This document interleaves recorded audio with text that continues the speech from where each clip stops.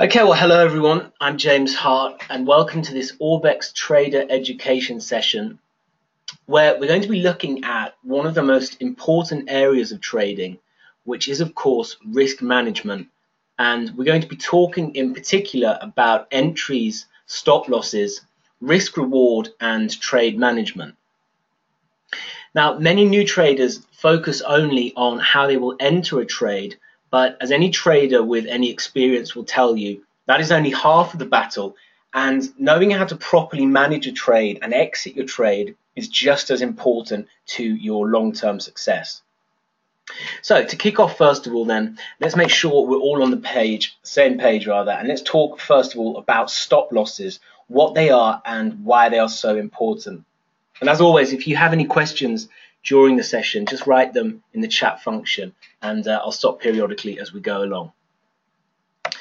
Okay, so a stop loss then is simply a level in the market that we predefine, and this is a level at which the broker will automatically remove a losing trade. So this is the level at which you will automatically be taken out of a losing trade.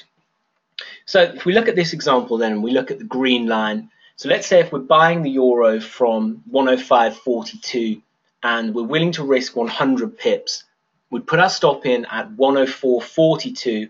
And so this means that if price reverses and trades lower down to 104.42, this means that Orbex will automatically close the trade for you. So the beauty of this then is that because it happens automatically, it means that you don't have to worry about manually executing this order. So you could be away from the computer at work, you could be out of the house, it could be during an overnight session. It doesn't matter. So long as you have your stop loss set in place, Orbex will automatically close the trade out for you.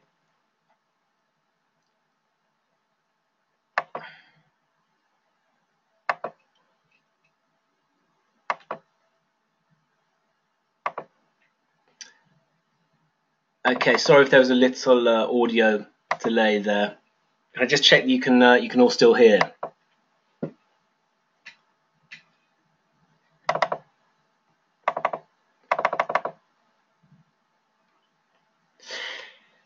Okay, so before we start looking then at various stop loss and take profit methods, we need to first of all have a conversation about risk reward. So for those of you who aren't familiar with this term, risk reward refers to how much you stand to make from any given trade versus how much you stand to lose. So the essential thinking behind this premise then is that to achieve real and sustainable success in trading, a trader must always stand to make more on a winning trade than they risk on any losing trade. So the golden sort of numbers here that a lot of people talk about are multiples of risk, so 2 times risk and 3 times risk, meaning that if a trader generally makes at least 2 to 3 times as much as they risk on any winning trade, then they stand a far higher chance of being successful in the long run. Now, many new traders still struggle with this notion, and a lot of traders end up getting involved in subpar trades from a risk-reward perspective, which sees them merely treading water and sort of spinning their wheels by going through winning streaks only to give it all back during drawdown periods. So if you think about it, if a trader's profit target is only ever equal to the amount that they risk, then in order to be successful, the trader has to always trade with a fairly high hit rate. And if this hit rate isn't sustained, then most traders will fail. Now, the reality is the most successful traders typically have a hit rate of between 30 to 50%, which is probably a lot lower than a lot of you think is needed in order to achieve and maintain success through trading. Now, on the other hand, if a trader focuses on their risk reward instead of their hit rate and looks to achieve profit targets of at least 2 to 3 times their risk, then the trader can actually achieve and maintain profitability with a far lower win rate. And this dramatically lowers the barrier to achieving success in trading and means that during winning streaks, where a trader's hit rate averages up, you'll experience outsized gains which advance your account. But then most importantly, what it will do is limit your losses during a drawdown and mean that you're better able to quickly recoup your losses on winning trades. So here's a quick summary then to give you an idea of the way that risk reward affects your need to maintain a certain win rate. So at a 3-to-1 risk reward, the minimum win rate for profitability is 30%. At 2-to-1, it's 40%. At 1-to-1, it's 51%. And at 1-to-2, meaning that you lose twice as much as you win on any winning trade, then you need a 70% hit rate to be profitable.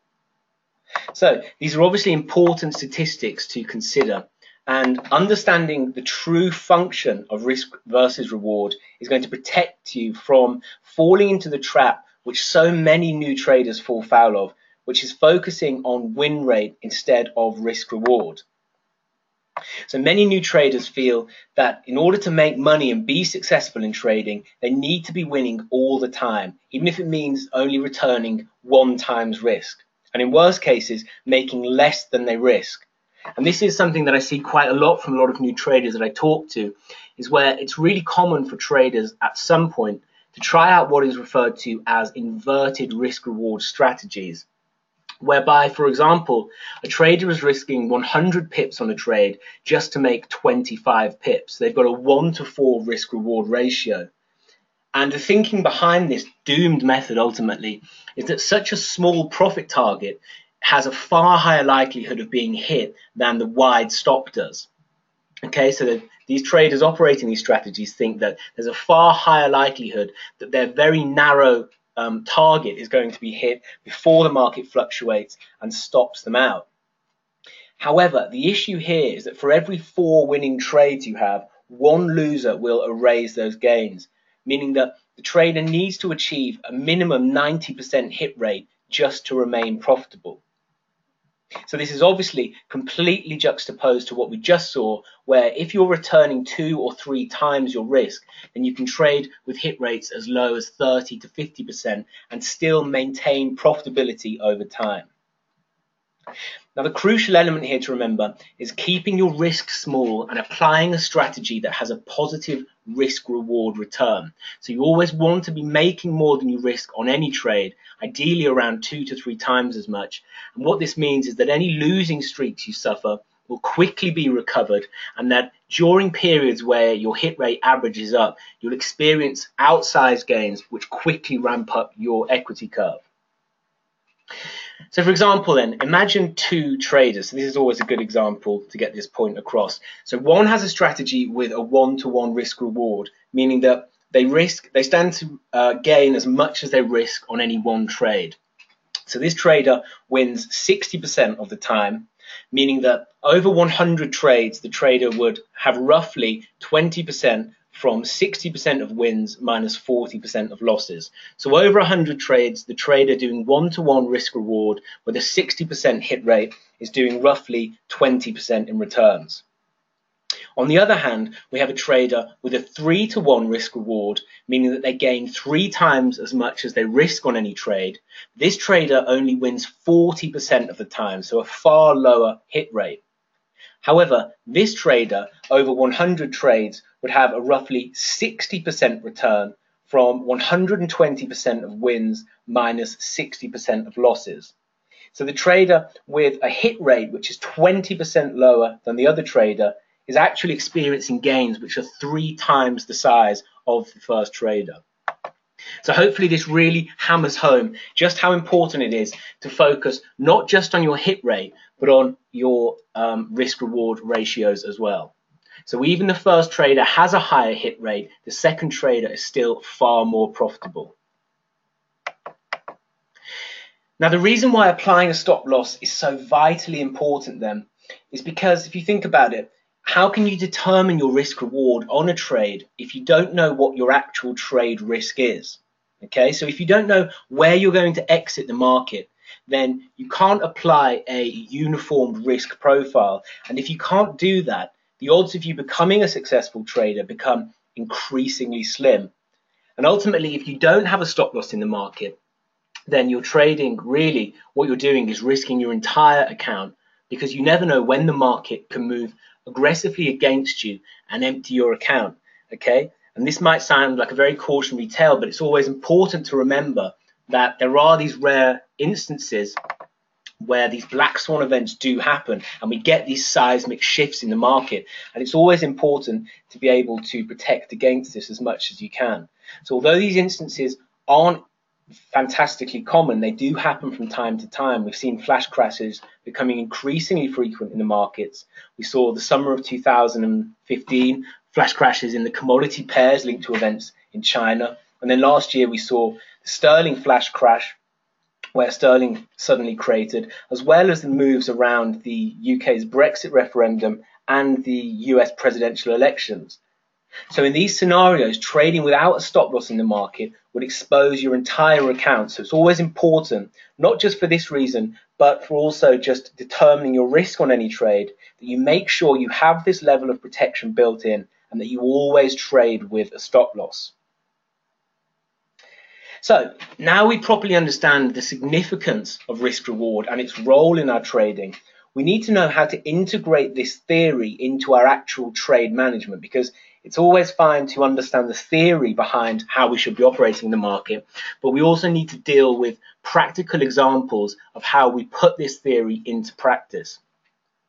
Because it's not simply a case of entering the market at a point which we feel a big reversal or a big breakout is coming, and then entering an arbitrary stop loss, putting a target level at which we hope price will reach. What we need to be doing is properly assessing the market to understand where our stop needs to go, to make sense of the trade and the market conditions, and find an appropriate take profit location. And then once we've done this, we then work out whether the risk reward on the trade is acceptable. Okay, so it's not we don't do it in reverse, it's chicken and egg. So we don't just put a trade on and think, right, this needs to make 2 or 3 times risk, and we put that take profit in and hope that it goes there. We need to look at the trade, study the setup, think about the market conditions, and think about the likelihood and the probability of the trade achieving a certain target level, and then determining whether the likely reward on this trade is worth our risk. So what we're going to do now is walk through then an example of how we approach the market to find these levels and the process that we can follow using this mindset to always be mindful that we're trading with positive risk reward or aiming for positive risk reward. Okay, so the first piece of the puzzle then is finding a good entry level. Okay, this is where all trades start, finding the entry level.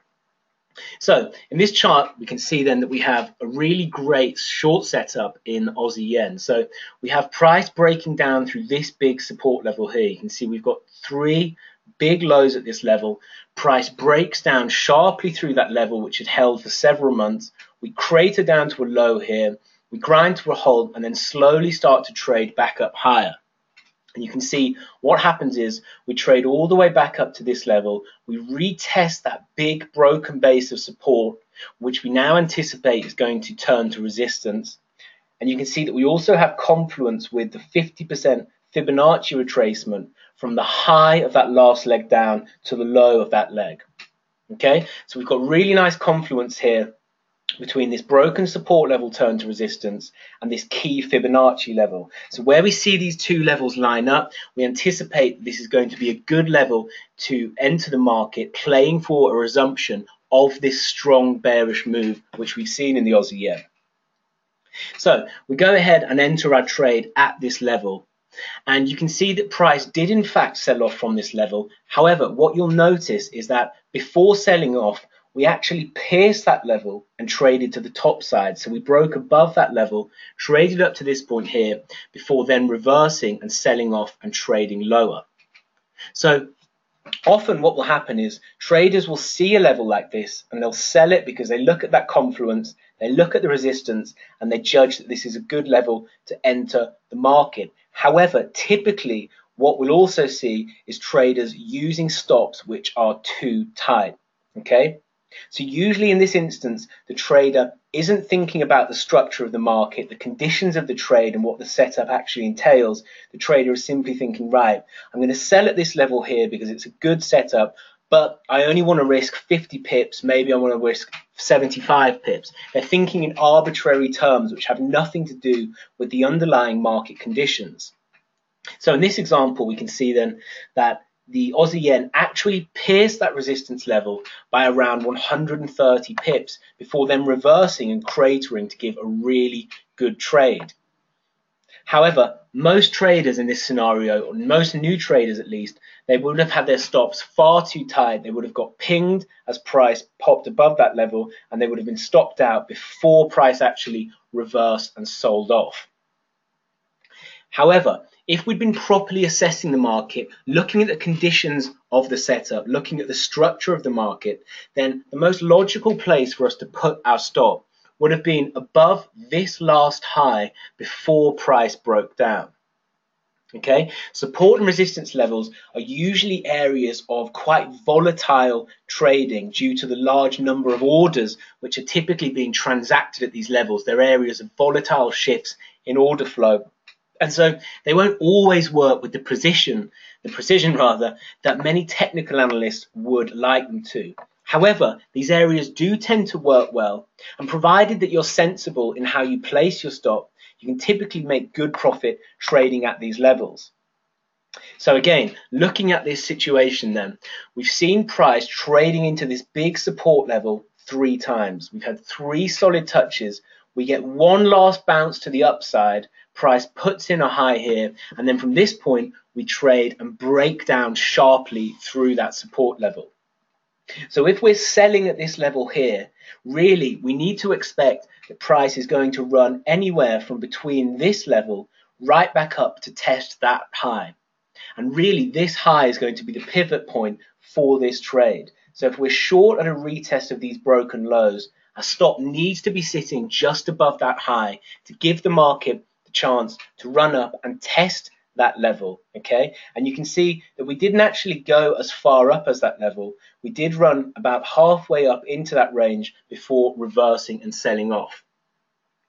So really what I'm trying to get you to think about here is that if we're looking at the market and analyzing it in a certain way with a view to how we find our entry point, then we need to be consistent with this form of analysis, and we need to continue that into how we place our risk and manage the trade.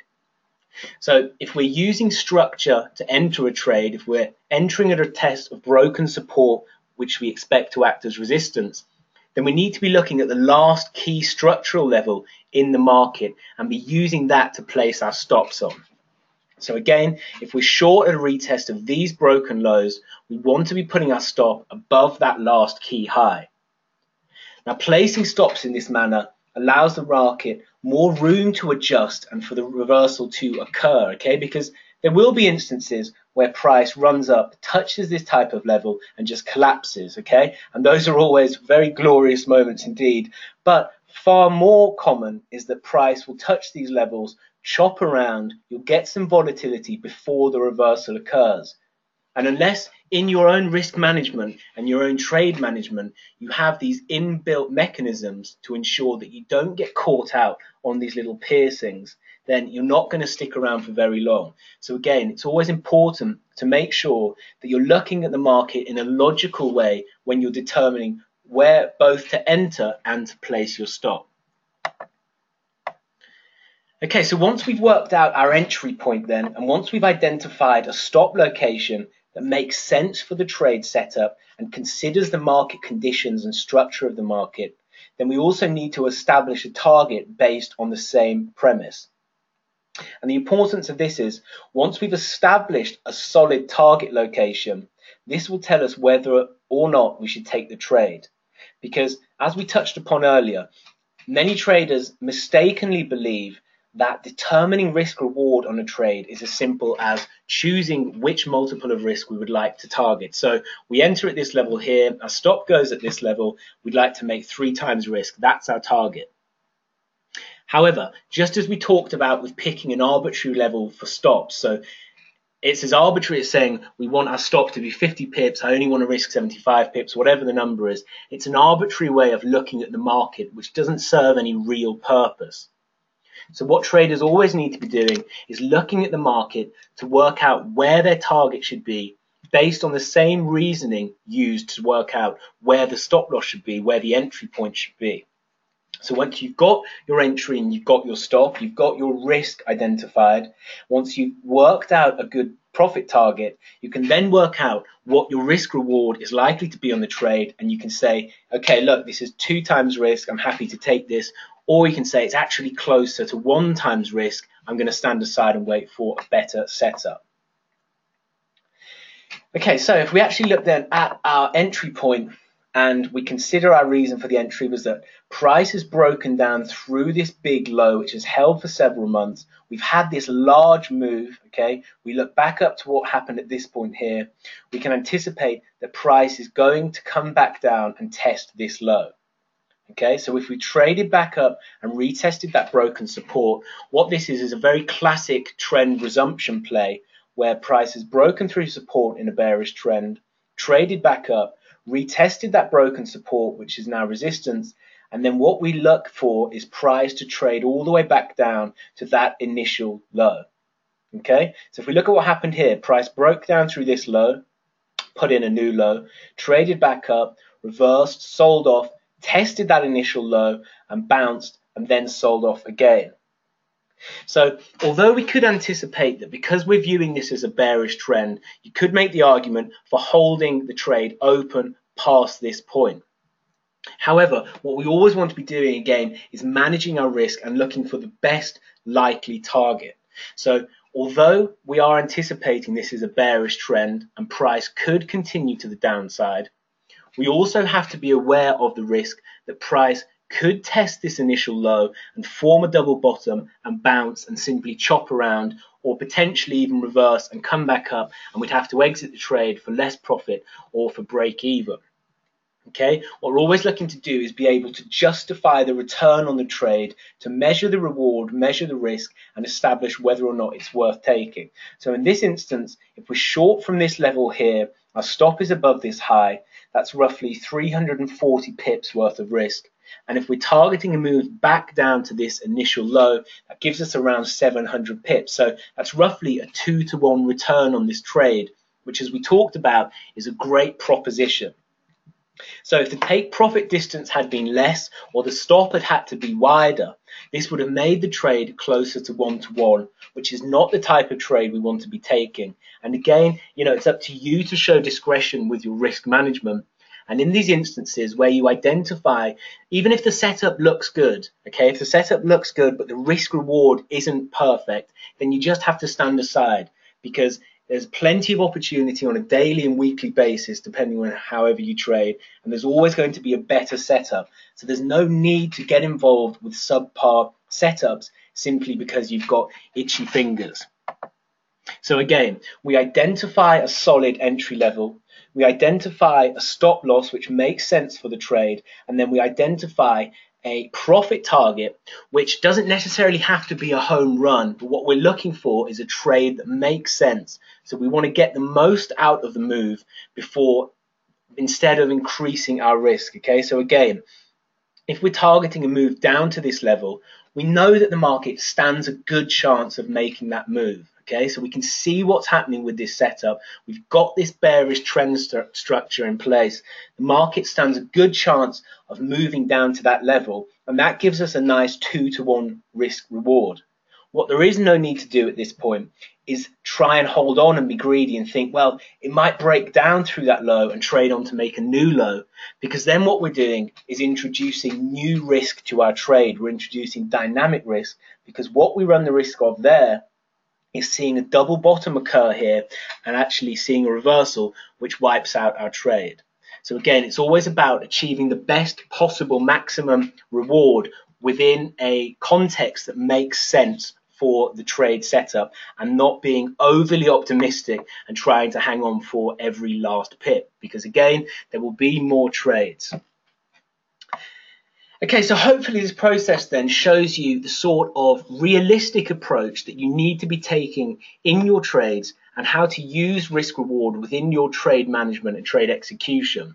So learning to properly place your stop loss and take profit levels, and always thinking about achieving a solid risk reward profile. This is how you'll steadily grow your account over time.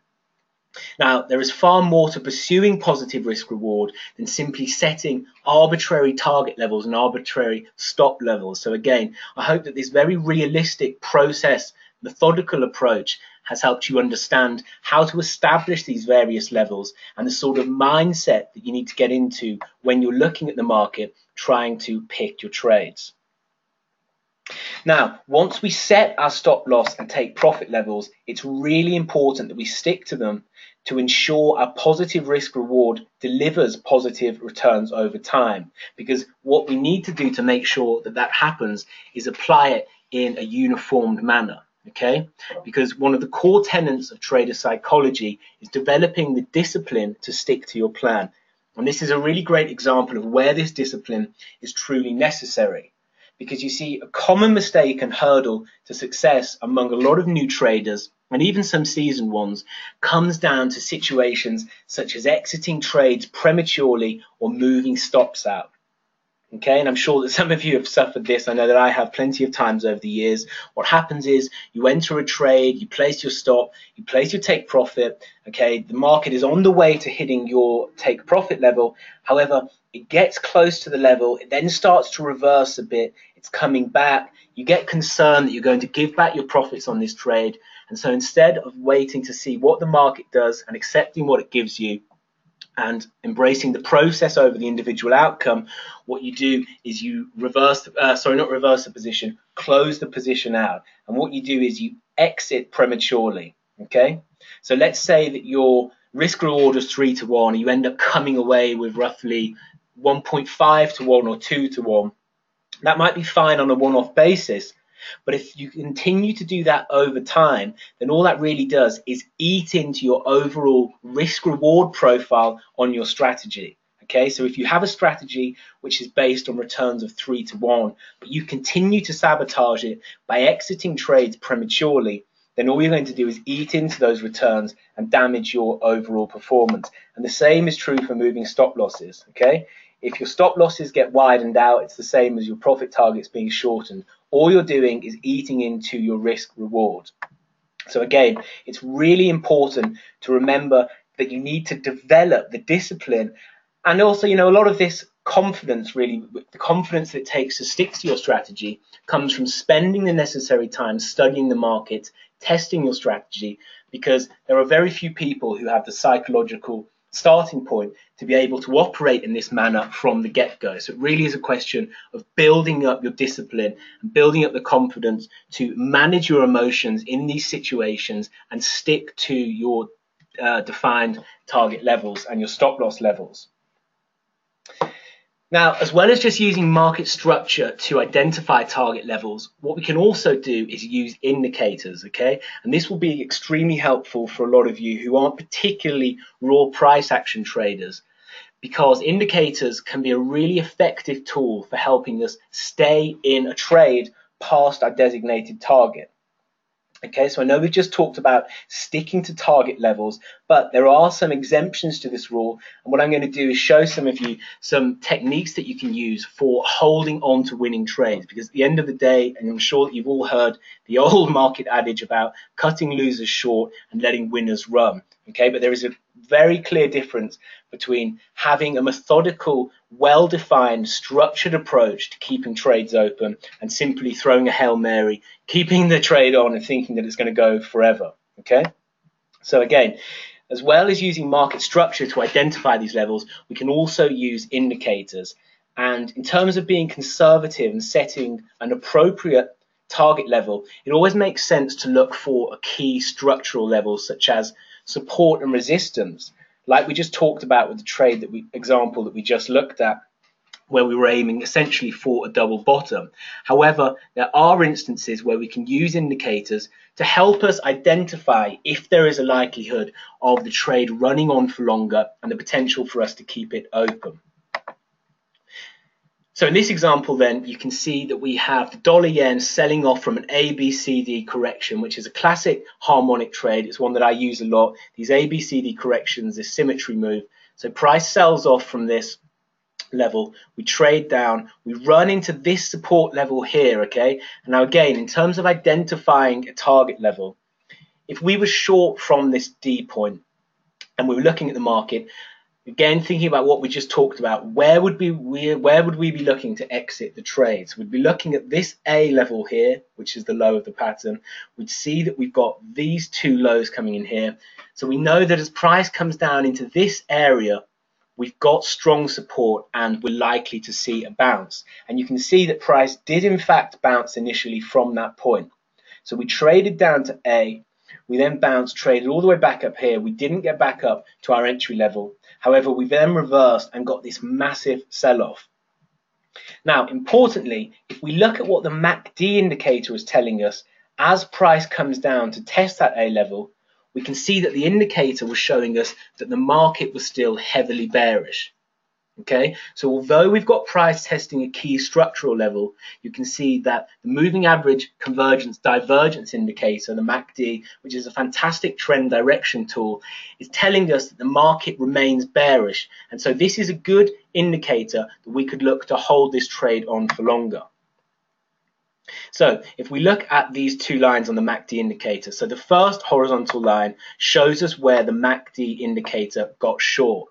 So shortly after our ABCD pattern completed, the market chopped around, we started to sell off, the MACD indicator went short, confirming our bias that the market is going to sell off. Price moves all the way down to test this level, the A level, and you can see that we get this bounce. However, if we're looking at the MACD indicator to act as a guide and a reference, then you can see that the MACD indicator remained heavily bearish. And so with that the case, what we can think to ourselves is, okay, look, this trend direction tool is telling me that the market remains bearish, so this is a good reason for me to keep this trade open. If the MACD had been telling us that the market was neutral or that it was bullish, as we're testing that key support, then that makes sense as a reason to exit the market at that level. However, seeing as the MACD remains bearish, this is a logical reason for us, a good justification for us to keep the trade open. And you can see that we did in fact break down below that support level at the A level. We traded all the way down to this point here. We got a reaction high. You can see that we got this zigzag pattern, the market moving in that natural ebb and flow of expanding, contracting, correcting and expanding. However, you can see that it wasn't until this point here that the MACD indicator flipped long again and told us that this is a good point where we should exit the market.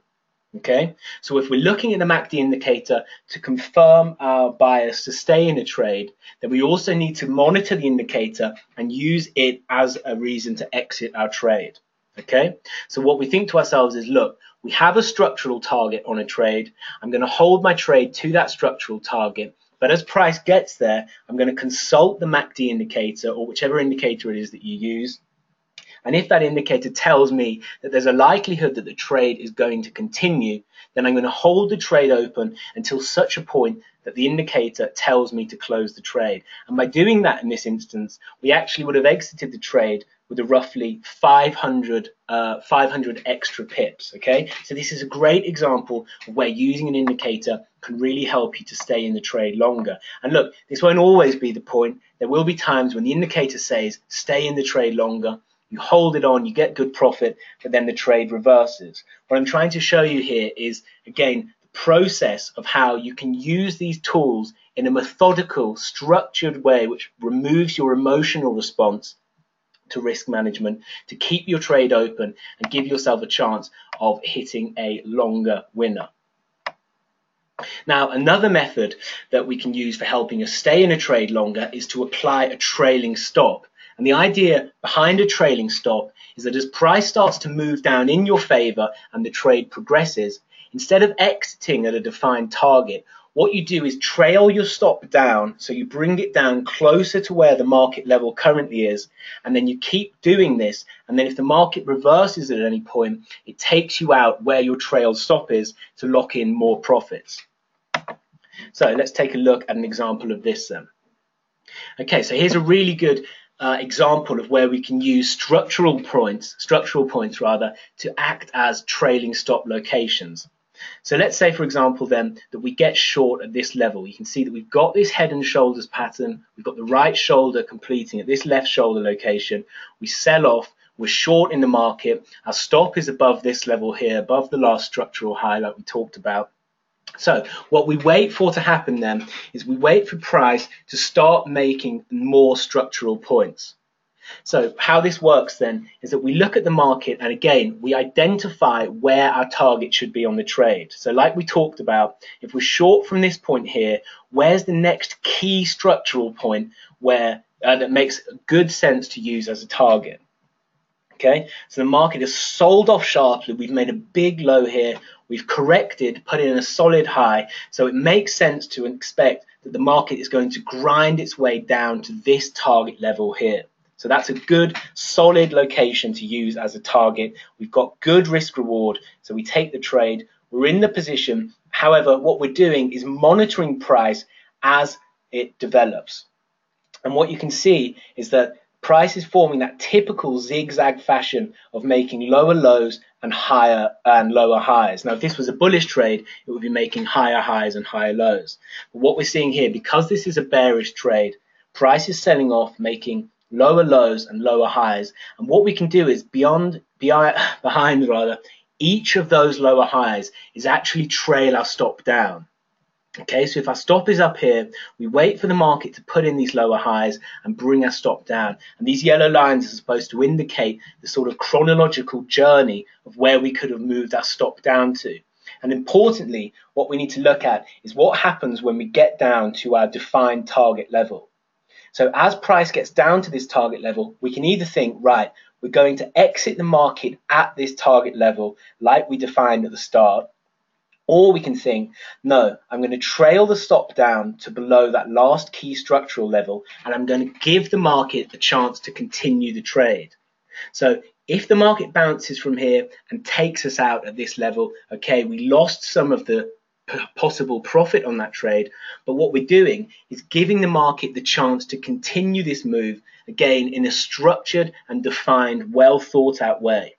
So what you can see actually happens is we bounce from the target level, we don't trade up to our last lower high, we put in a new lower high and sell off. So at this point, we move the stop from here to there. And if we track price, we can see, again, we break down, make a new low, trade up, make a lower high. So again, we move our stop down to this point, and then we continue that process down. And it isn't until this point here that we actually get stopped out, because we make a low, we bounce, we sell off, we put in our lower high trailing stop, and then the market actually reverses higher and takes us out. But what we've managed to do is gain all of this extra profit on the trade, so potential another 700 pips on this trade. But what we haven't done is think to ourselves, as price gets to this level, oh, I hope that we make some more money on this, I'm going to keep the trade open and see if it runs. What we've done is used a well thought out, a logical and structured approach to managing our risk in a dynamic environment to give the trade the opportunity to continue and progress and achieve more profit. Okay, so look, we've covered an awful lot of material in that session then, and I hope that you found that really useful and interesting. And what I really hope is that you've come to understand two things, okay? First of all, the importance of positive risk reward over hit rate. It has to be a combination of the two, not just the hit rate. And then also the importance of following a process in terms of how you identify trade entry locations, how you pick your stop losses, how you pick your targets, and also about always managing your trades in a really well thought out and justified way. So whatever you do, you need to be doing it in a structured way which removes the opportunity for you to react emotionally in a stressful live environment. You want to have a really well thought out way that you can clearly approach the market at all times. So I hope that's what you've got from this session then.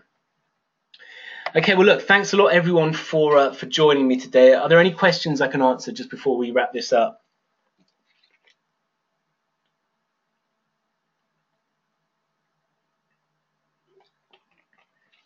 Great. Well, look, I'm pleased that you've all enjoyed that then and you found the presentation clear and useful. And as always, I look forward to catching up with you all next time. Okay, thanks a lot, everyone. Take care.